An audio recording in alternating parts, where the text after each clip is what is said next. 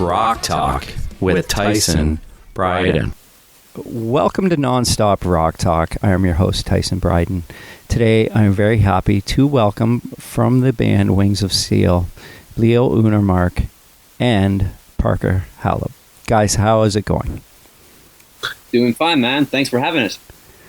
Oh, thanks for joining me. And as we alluded to just before we started, we're at 3 different parts of the world, so it's amazing that we're able to do that. So, absolutely.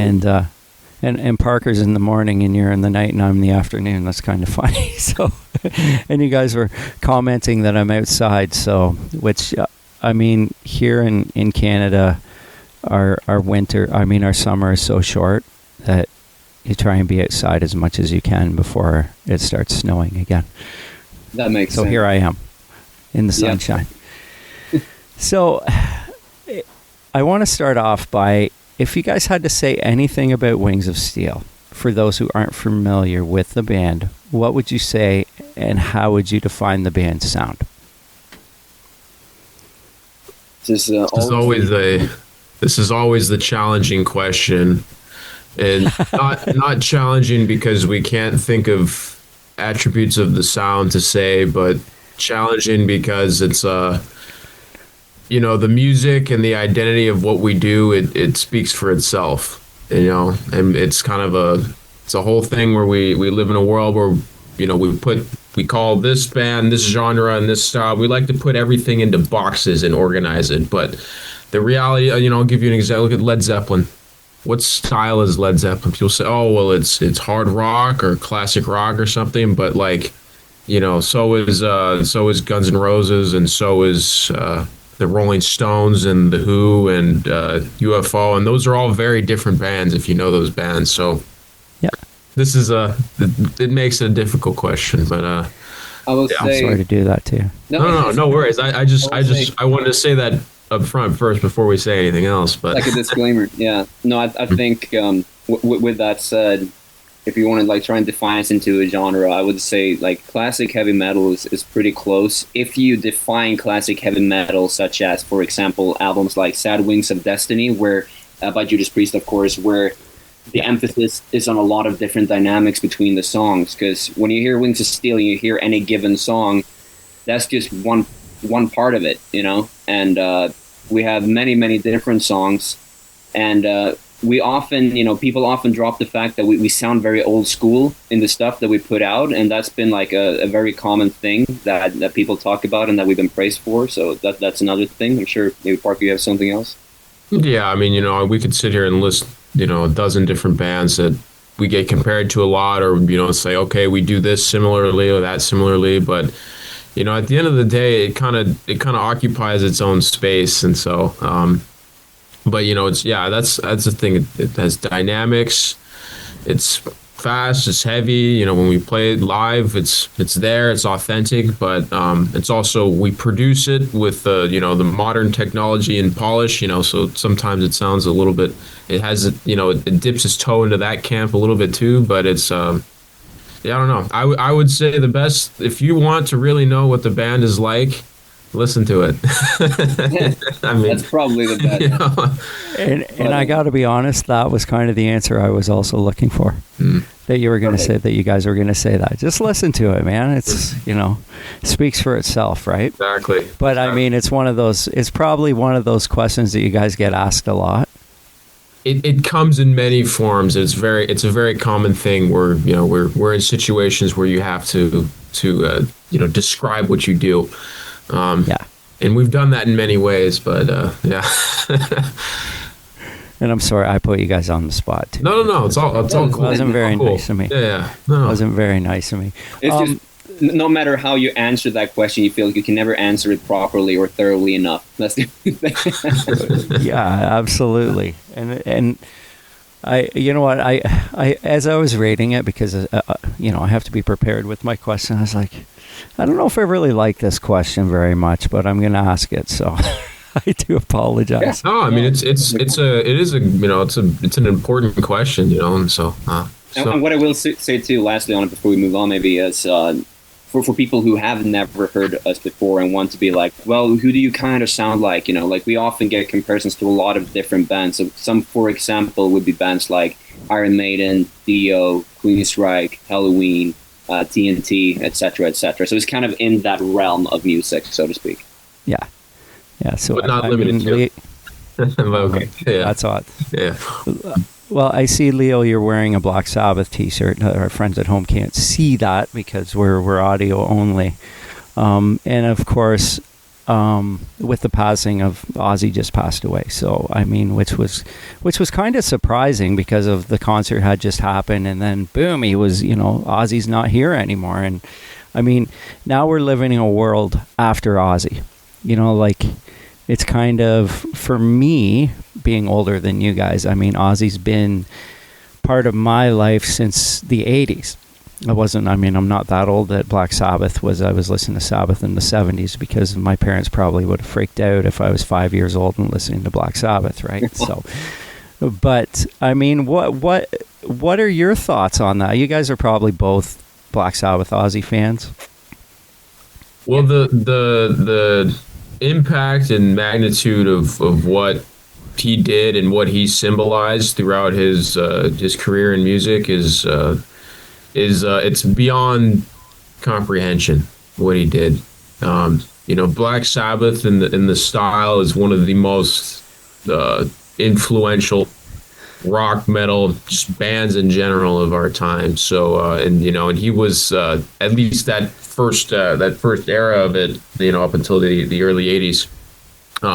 And then obviously later when did his solo stuff, it's just iconic. So it's, on one hand, it's easy to, when people pass, it's easy to, it's a natural human thing to grieve that, and to feel the sadness of the loss, and it is a huge loss. But at the same time too, I feel like it's also been a really great reflection moment for a lot of people to go back and really take a step back and go like, wow, look at the impact that he made on so many people, and not just music, but more importantly just people as a whole, and the power and the good that music has done being out there in the world.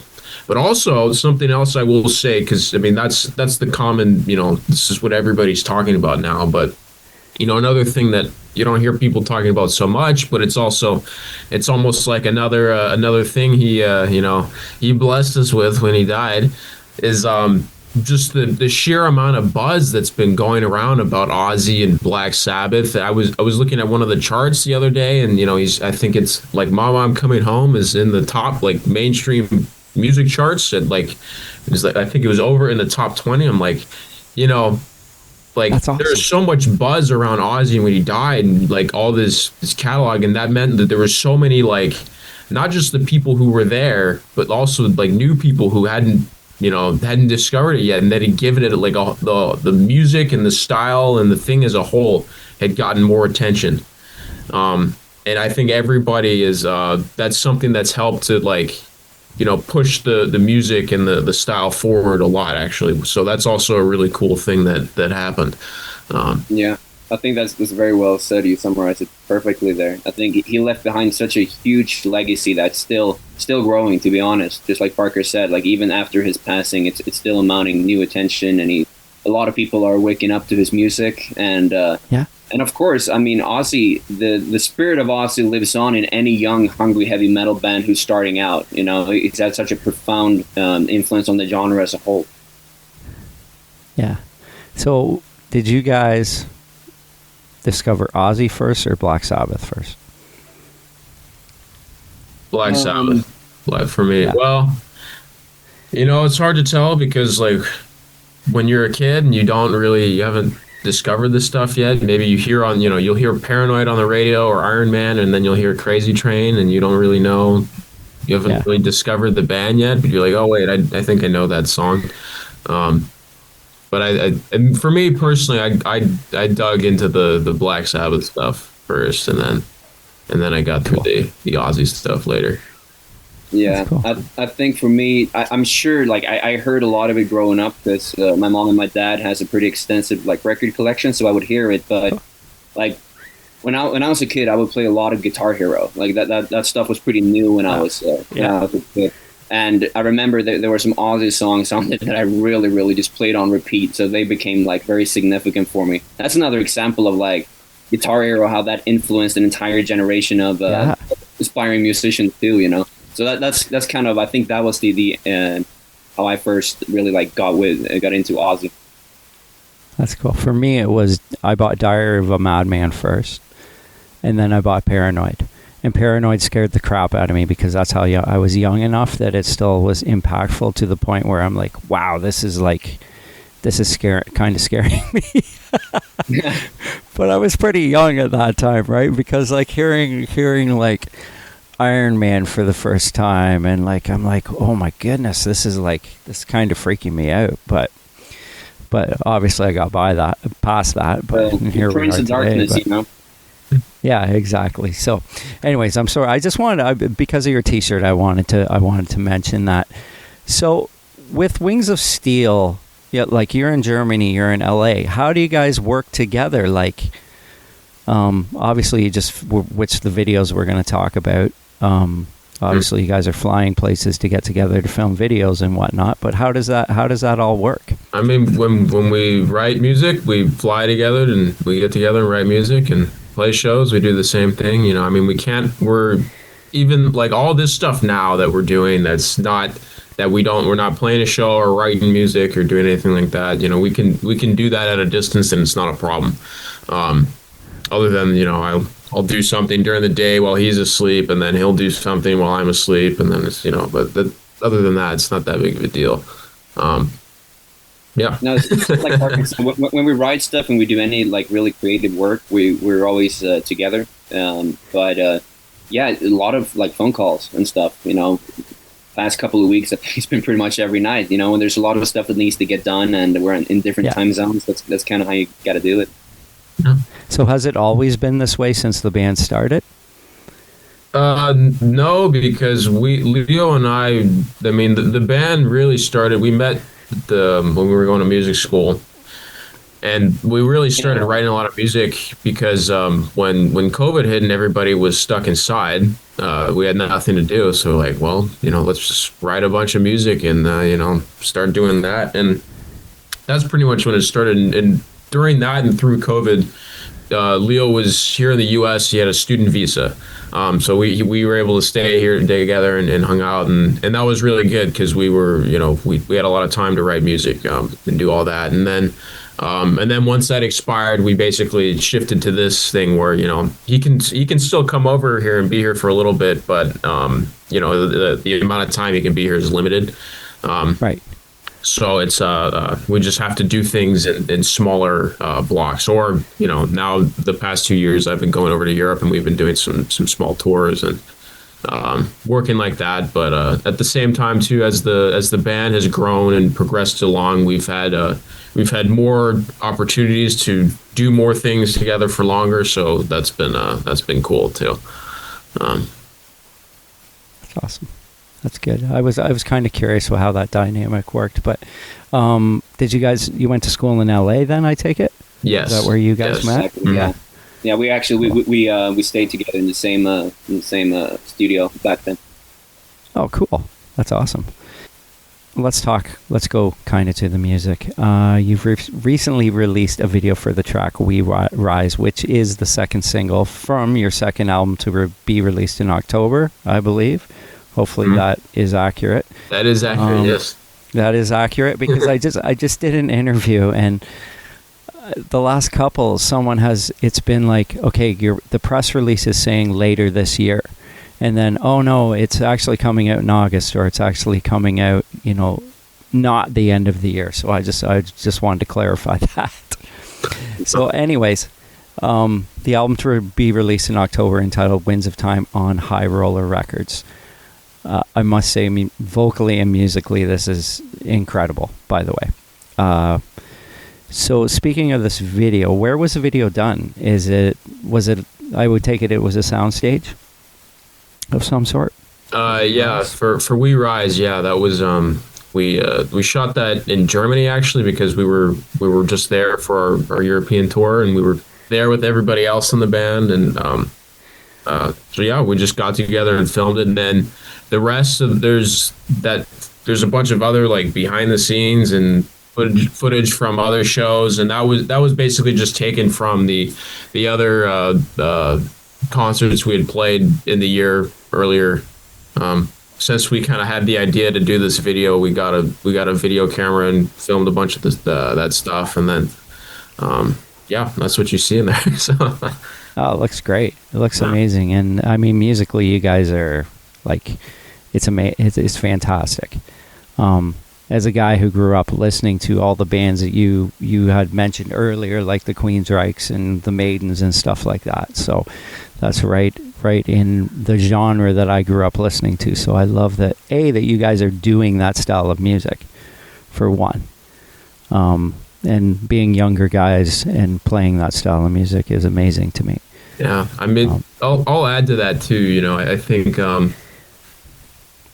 when we're not the only band around nowadays that's younger, that's like in this in this style of music. Even though maybe we're getting towards the top of who, you know, of the size of what we're doing things, but you know, regardless of all that, I think the thing for us that makes it, you know, interesting is like, if you look at all these great bands from back in the day, you know, talk about Judas Priest, 'cause that's a good example. Do you think Judas Priest was necessarily thinking, you know, okay, like we need to make like the most, you know, this style sounding record or whatever? Or do you think they were just thinking, okay, we're inspired by this and we're going to write like this? Or you know, or Rainbow or Black Sabbath or, you know, or Iron Maiden or any of those. It's like, no. They just had the style they had, and they wrote the music that they wrote, and that was it. It wasn't like a thing where they were trying to be the most authentic this or that or whatever. They just wrote the music that they did. And that's what we do, and that's why it's like we don't, in our sound, like we don't try to like it's not our goal to sound like this or like that or like whatever. It's like no. We have the ideas and riffs and whatever we come up with, and we write it, and this is how it sounds. Yeah, and you know what? I apologize for saying that, because no, you're totally good. You know, but you are totally right, because I that's a great analogy, because you say, like, did Judas Priest sit there and go, "Hey, we're gonna sound like"? I totally understand what you're saying. I totally get that. So for me to come out and say, well, you know, like, you guys are good, you guys are doing the sound that I listen to when no, I get what you're saying, because you're like, no, we're doing what we do. And I totally respect and appreciate that. Yeah. At the same time, part of our success is due to the fact that a lot of people, that they hear it and they make associations back to bands that they fucking loved growing up, or other bands that they just, you know, grew up listening to. So like that is a big part of it. And whenever we hear something like that, we always take it as a compliment, because make no mistake, these bands that we get compared to, they're amazing bands, you know? Yeah, I think a lot of it, especially for me in North America, is that it's just the fact of everything else that's out there that I don't really listen to and I don't really enjoy. So when I hear something like this and hear bands more than just you guys doing stuff like this, I appreciate it. So I think that's kind of where I was going with that. But so in terms of you vocally, Leo, I mean, you're an amazing singer. Did you have a vocal coach? Do you still have a vocal coach? Was your voice just kind of like this natural thing that you were gifted with? He is a vocal coach. Yeah, I mean, I started singing at quite an early age, but it's not like I opened my mouth and out came this beautiful song. You know, it's I played a lot of smaller bars and stuff acoustically. That's kind of how I got started with it, and it didn't sound amazing. I still have some of those recordings. You know, it almost sounds like a different person altogether. Completely different approach, just trying stuff out, and I think that's been the path. It's just been experimentation for the most part, taking note of how things sound and how things feel, finding the things that work best for me. And along the way, you know, I've had a couple of teachers. Some have given some really good advice, but at the end of the day, I think your voice and singing is so unique to everyone. Even though, like, in terms of anatomy, we all pretty much look the same. Our own experience in singing is very different from everyone else. So I feel like you have to kind of do a lot of self exploration and try to discover what works for you and what doesn't. And just it requires no small amount of patience, as with any instrument, of course. Right. So, like, what were you learning from, like, from vocalists? Like, what singers did you, I guess, kind of influenced you?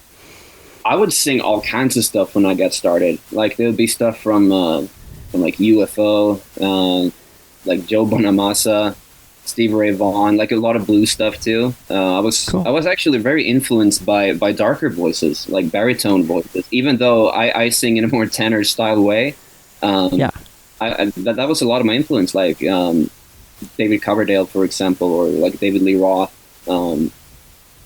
Even Paul Rogers. No. He's not a baritone. I'm just listing baritones, and like Phil Lynott, for example, from Thin Lizzy was another guy. I was like, wow, that's so cool. But then, you know, I think I came to realize my own voice, and I kind of just started adapting accordingly. You know, like, let's see where we can go from here. Does my range limit me? Can I get past that? And then it just becomes this tool that you can experiment throughout the rest of your life, and you just try to make it as fun as possible. That's why, you know, I don't sit down and do a lot of scales and stuff like that to improve my voice. I sing stuff that I love singing, you know, and just in the same way that we write stuff that we love writing. And I think that's how you make the best connection with it, and that's how ultimately that affects your voice too. Your voice is meant for you know, expression. That it's a tool of expression. So as long as you treat it like that, mainly when you write stuff, then you'll find that a lot of the stuff falls into place. Cool. And Parker, I understand, okay, in the press release it said on We Rise that you played guitar and bass on this track? Yes. Obviously live we don't do that. We have I figured. a true Trebek playing bass for us live, but in the studio, yeah, and I mean, a lot of that that's just kind of carryover from how Leo and I started writing music in the first place, because you know, when we were stuck inside in COVID and we were writing music, it was just me and him. You know, we didn't have anybody else to get together with and jam with, and so. But at the same time, like, you know, I can play guitar. I can play the bass. We know how to write drum parts and compose them, at least, so that, you know, we can communicate that to a real drummer to record it later. Like, so that's just kind of how we've always done it. And on the record, this was no different, because it's kind of like we're sitting there and we're writing the song and we're recording it, and we come up with all the, you know, I have all the guitars laid out and everything, and then I'm like, okay, well, let's just, you know, drop the bass in there, and you know, and then it's done. Instead of having to get together with Matt or whatever and be like, okay, what do you think here? No, you know, it's just like, oh, we have the idea, let's just lay it out, and you know, there it is. It's just been the dynamic of how we've worked since we started, and it's worked really well for us, so we like to stick with it. Well, I mean, I kind of focused on the bass. I listened to the bass part on this song a little bit to see how, like, when you play bass, do you approach it as, like, in a different dynamic? Like, okay, I'm a guitar player, and I'm right? Yeah, because that's how most guitar players, when they play the bass, they just copy the guitar. And I mean, there's doing that in spots can be awesome, is exactly what the song needs. But at the same, you know, a good bass part is supposed to, you know, it's the foundation, and it's the blend between the rhythmic and the melodic aspect of the sound. So you have to do things that ties everything together and gives this song a good foundation. So you can't just, you know, I don't like to just play the root note and follow the guitar all the time. I like to add more stuff and more textures and create different parts that works with the music well. So yeah. And I try to play, you know, I mean, I play guitar with a pick for the most part, but I try to play the bass, at least the stuff that's too fast, I use a pick, but most of it I try to use the fingers too and get that kind of sound. And yeah, that's cool. That's why I asked that. I was just kind of curious, because I listened to that bass part a little bit, and it didn't sound like a guitar player playing a bass, so it was good. Well, thank you, man. That's a good compliment, and this is actually cool. I think you're one of the first people that's ever asked us about this. in particular. So, Oh, good. Are you wearing a Dokken t-shirt? Is that what that is? yes. Yes, tooth and nail. Nice. Right on. Cool. I love Dokken, so I mean, I love Great Torch. band, yeah. How about your influences? What guitar players influence you? I mean, it's like Leo. It's a lot, and to be honest with you, man, I got into like music first before I really got into like the guitar. I think it's just the guitar is the instrument that I really gravitated towards. When I was 8 years old, I discovered the band Journey. And obviously that's Cool. Excellent songwriters, big atmospheric 80s style, and Neil Sean is an amazing melodic, but also very very talented, can totally rip also. So I got into that, but then I got into a couple when I was 9 or 10 years old. I got into Metallica, and so that's like the super heavy, very rhythmic, all down picking, rhythm guitar stuff. So I feel like I kind of a lot of my style as a whole kind of sprouted from those two things. Actually, I'll say before that, I took some guitar lessons. I started taking guitar lessons when I was 10 because I got my first electric guitar, and I started doing that. And I took lessons with that guy for a couple of years. But before that, when I was 5, 6, 7 years old, my parents had like a little cheap nylon string acoustic guitar sitting around the house. And so I would just strum that. I didn't even know what I was doing, but I just really liked the way that the strings sounded if I hit them a certain way or something. I don't know. So I had I always had a disposition towards this instrument. But yeah, anyways, going back to bands, musically, that was like the stuff that influenced me. And my goal as a guitar player was, the guitar playing wasn't like a means to an end. Like I wanted it to be a tool that I can use to kind of capture that essence in the music and create it like that. So I think overall that's kind of where it came from. But you get into Metallica, then you find Megadeth, then you find Iron Maiden, and then you find Dokken, then you find Europe, then you find the Scorpions, you find UFO, Judas Priest. It all just kind of unravels from there.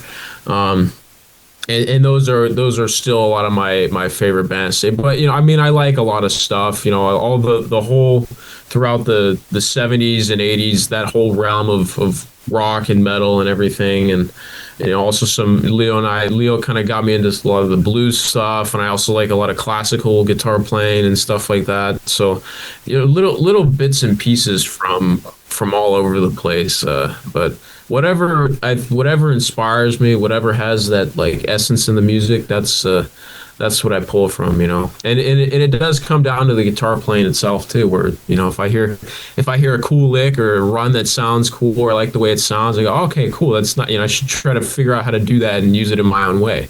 And that's a never-ending process. That's part of what keeps me inspired and enjoying playing the instrument. And yeah. Well, there's a section in which the song we're going to talk about next, which is Winds of Time. The tapping portion in the guitar solo and the one guitar solo I just loved that part. It sounded amazing. It was like, okay. I was kind of watching you do it, but it really fit nicely, and it looked, and the thing with tapping is it sounds very quick, and it's very, if it's used right in the context of the song in the solo, it really adds something to it, and I thought that was really, I really liked that part.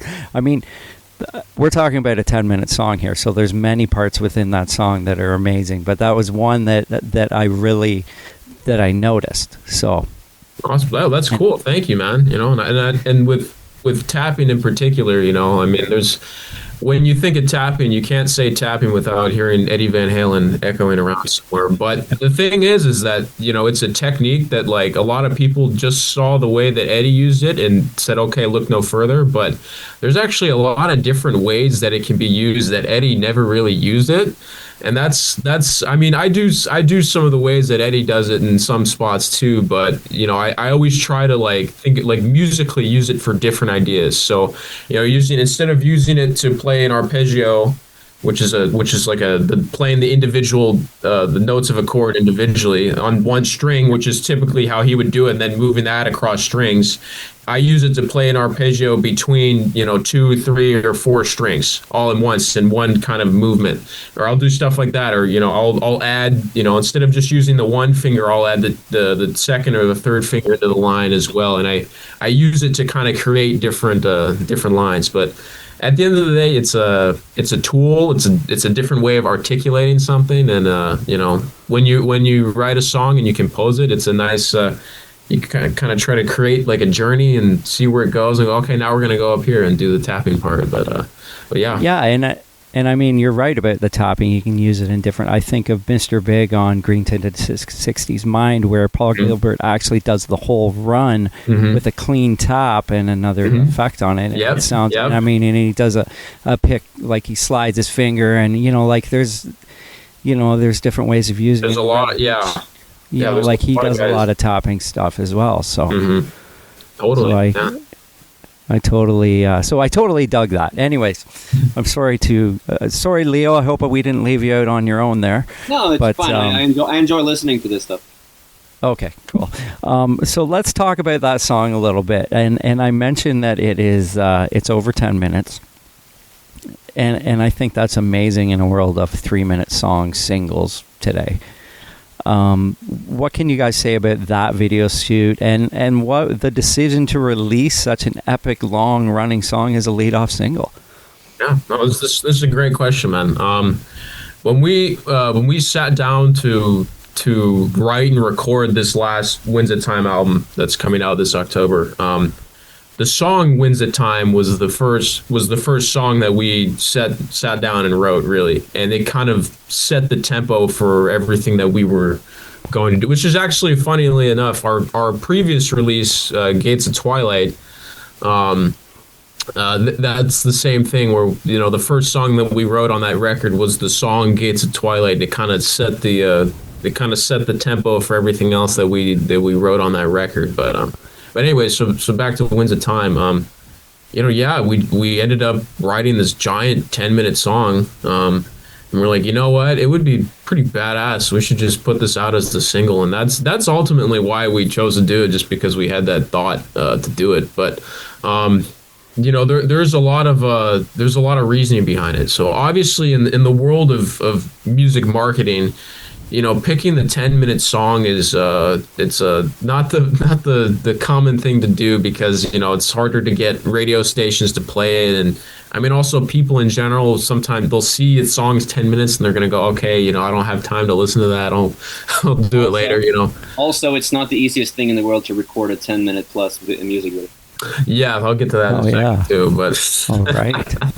But so it's not a common thing that happens. And actually, like I can think of I think it was Dream Theater that released a new record, I think earlier this year or last year or something, and the single that they released, I forget the name of the song, but I remember seeing they had a radio version that was released as a single, was 6 minutes, but the actual song on the record was like 10 or 11 minutes or something like that. Wow. And I see, it was probably because somebody there was like, okay, we want to condense this song down for this, promotional format or whatever. But anyway, so in the face of all that, we said, well, you know what? That's all the more reason to do it, because this is just a thing that is so uncommon. So there's kind of a spectacle to doing it on that sense. A. B is just that kind of song. It's not unheard of for a hard rock or a heavy metal band to write a big, long, progressive piece like that. But it's always going to be buried at the back of the album. Almost always. Maybe not all the time, but almost always. So. That's a very important part of our sound and what Leo and I do, and we wanted to put that front and center. Instead of just taking the stuff that okay, this is obviously a good single, it has a quick length or whatever or something, like we was like no, this is what we do. We're gonna put this front and center, put it out as the lead single for everybody to see, so it gets the attention, Yeah, I think from that standpoint, there was that was really the main thing to it. But I mean, I'll also say something too, like, you know, some of the greatest songs in the world and the most popular songs of the world are actually very long. Like "Carry On, My Wayward Son" by Kansas. I think it's 7 or 8 minutes. "Stairway to Heaven" is 7 or 8 minutes. "Master of Puppets," Bohemian Rhapsody, "Kashmir" by Led Zeppelin. November Rain was a long song. November Rain. Yeah. I mean, it's like, it's not unheard of to have a really long song like that does really well. So, yeah, you know, we figured there's no reason to let that aspect of it get in the way of doing this. But now, did that video shoot take a long time with it being a 10-minute song? That was shot over the span of 3 days in multiple locations. So yeah, it was a whole undertaking, and also the immense planning it took to lay all that stuff out was arguably even more stressful. But yeah, that took a long time. But I'm still very happy we did it. You know, we're happy with the end result, and more so than anything, I'm happy that we decided to do it and went through with it. Yeah, I mean, there's no putting together a normal 3-minute music video is an undertaking. You know, so by 3, you know, and I think it was definitely one of the most ambitious things that we ever did as a band.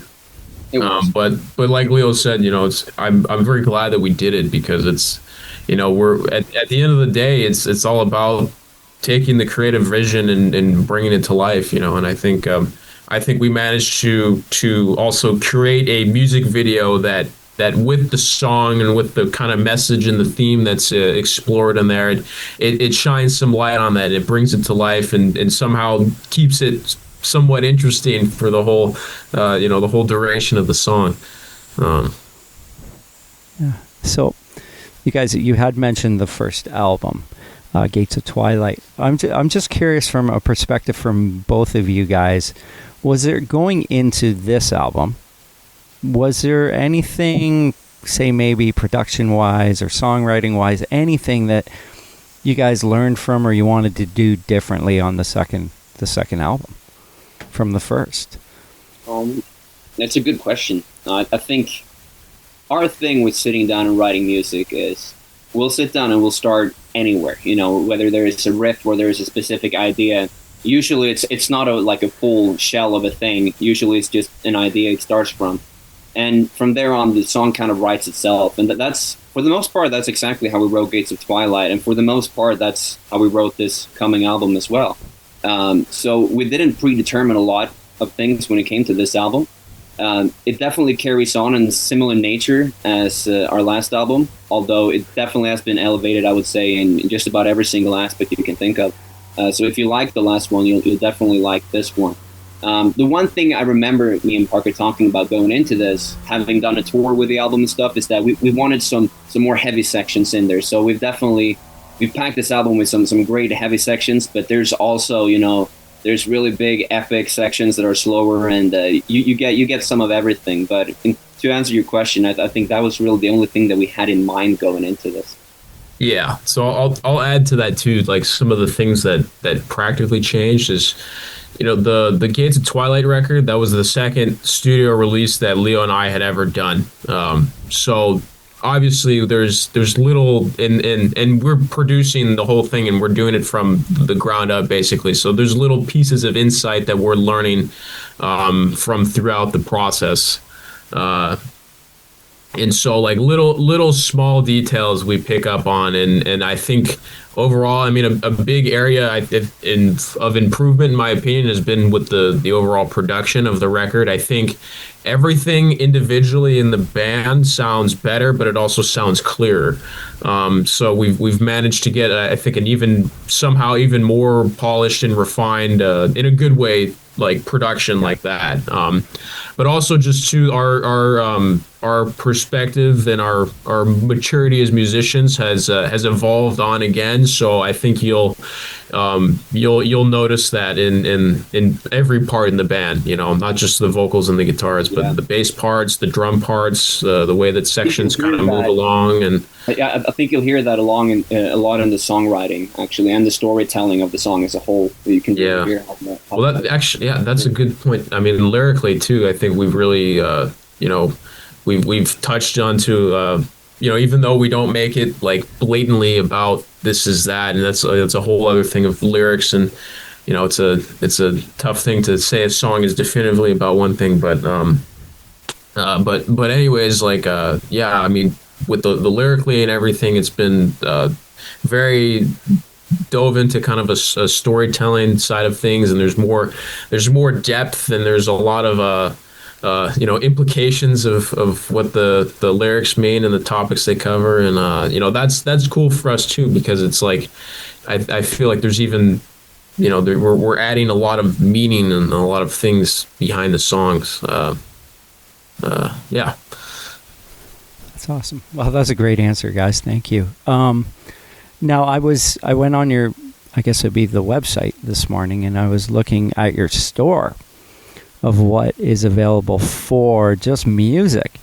You guys have there's a lot of stuff. I mean, there's the EP, a live album, I believe, and then these 2 albums on vinyl, on CD. There's another package of 2 albums, and I think that, I mean, for my listeners, if you want to go check this out, you totally have to, because if you're looking for product, I mean, this looks like the website to go to get what you want from Wings of Steel. So yes, wingsofsteelband.com. Check it out. We have all of our releases on CD and vinyl, including a pre-order of the new release, Winds of Time. So and also I'll say something too.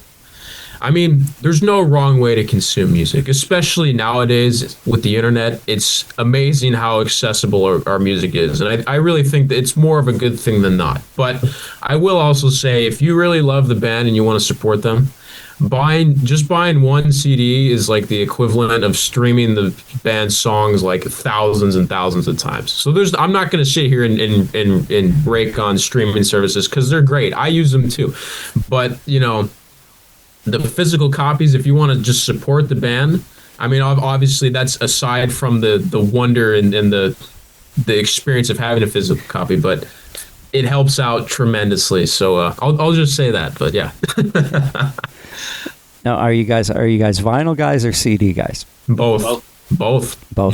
Yeah. You can't. I mean, I'll add to that. I mean, it's one thing to go and check out the song on a streaming site. You pull it up and it's there, and it's like, okay, great. You get the song, but with the vinyl, you get like a really, or I mean the CD too. You get like a very in-depth experience with the music. So number one, assuming your listening setup is good quality, it's always going to be basically the highest quality of sound that you can get, pretty much. So that's good. Streaming platforms typically compress the audio a little bit, so it's hard to tell the difference if you're not an audiophile, but if you are, you will notice it. So there's that, but also I think more importantly is like, you go and you get the album, you look at the album cover, and you see all the nuance, and when it's on a tiny phone screen, you have to really check it out to when you have it whole on a vinyl, like, wow, okay, so you see the artwork, but then also you open up, you can see the credits, you can actually see clearly like all the people who worked on the record and all the people who contributed to making this album a reality. It's harder to find. I mean, you can find that information online too, but you have to dig for it. There on the album, it's right there. So, okay, this guy played this and that. This guy helped record it. This is the studio where they did. Oh, that's cool. These people who worked hard get credit for it. But also, then you can check out the lyrics. You can see pictures of the band. Like, it's just so much more intimate experience with the music, and I think that's what's such a cool thing about it. And I think especially in the hard rock and heavy metal community, physical copies are sacred, and it's still such a strong cornerstone of the style. And I'm so grateful for that, because that's also just reflected in how amazing and dedicated all the fans are. So we're very grateful for all that, and yeah. And I was just thinking right too on the note of CDs. CDs for me has been absolutely huge. Like the way that I would primarily like sing and stuff would be when I would commute to work, and I would be going in my car, and I couldn't hook up a Bluetooth or anything like that to that car. It's an old car, But I had a CD player, and I started collecting CDs at a pretty young age, because there was a record store like right next door.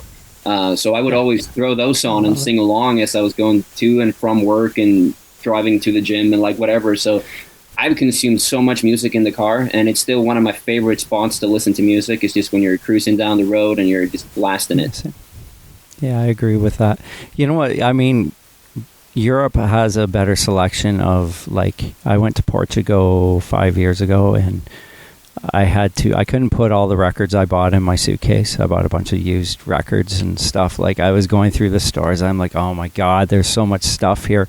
I mean, because at the end of like the 80s into the 90s, Europe was still pressing stuff and North America wasn't. So you go to Europe and you find all this stuff that you couldn't get in over here. So I love that about Europe when I go there. And but it's like I have to usually carry it on the plane with me because I can't put it in my suitcase because I'll be overweight.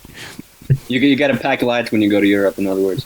Yeah, and I actually heard a story about years and years ago, Lars Ulrich doing the same thing, and he, like, I think he threw out his clothes out of his suitcase because he bought all this, like, this. He was a kid, like a young kid, bringing home like Diamond Head albums and stuff like that, and just having this like huge amount of vinyl that he got over in England. Clothes can be replaced, but special color vinyl, one of a kind. I don't think so. No, exactly. That's just it, right? Well, guys, I want to thank you for joining me, and it's been a pleasure. Is there anything else you guys would like to add before I let you go?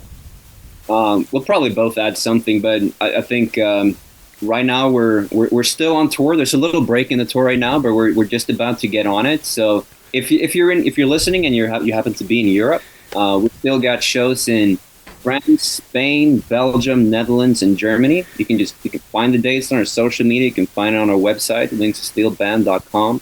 We have a new album coming out October 17th, Winds of Time. You can pre-order it in Europe through High Roller Records, and in the USA, or I guess Canada, right? You can do it through wingsofsteelband.com. Anything else, Parker?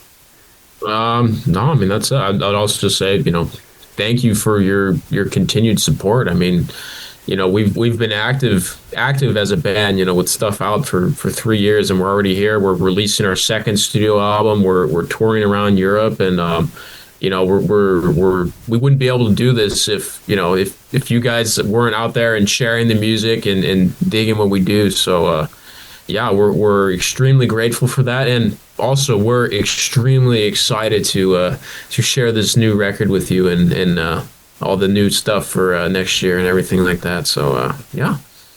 Thank you all. And thank you, Tyson, for having us. Oh, no problem, guys. It's a pleasure. One more question. Will there be T-shirts to coincide with the release of the album for your fan base? Yeah. Yes. Okay. And they can be found on the website as well, I would assume, and at shows and whatnot. Yep. Exactly. Cool. Okay. Awesome. All right, guys. Well, enjoy the rest of your day. It's been a pleasure, as I said, and hopefully we'll get to speak again. And all the best with the release of the album too. Thank you. Thank you very much, man. We'll hopefully see you again too. And yeah. Okay. Cool. Right on. Thanks, guys. Thanks. Cheers. Cheers. Bye.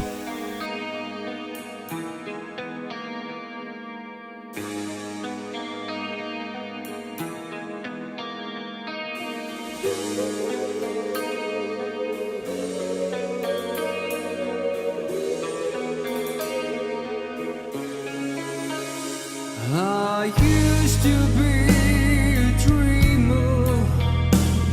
I walked in plains of gold.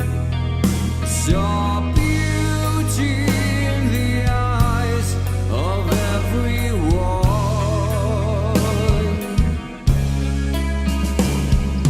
Now I walk in strange lands. My heart has turned to stone.